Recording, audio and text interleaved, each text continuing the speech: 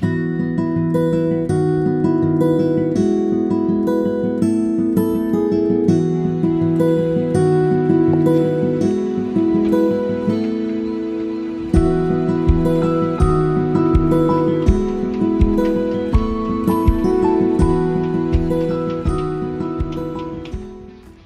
hos Dansk Folkeparti går vi ind for et tryggere Danmark.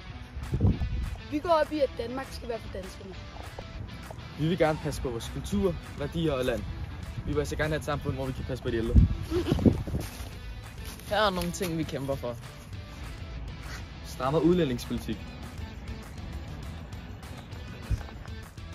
De ældre har brug for mere hjælp.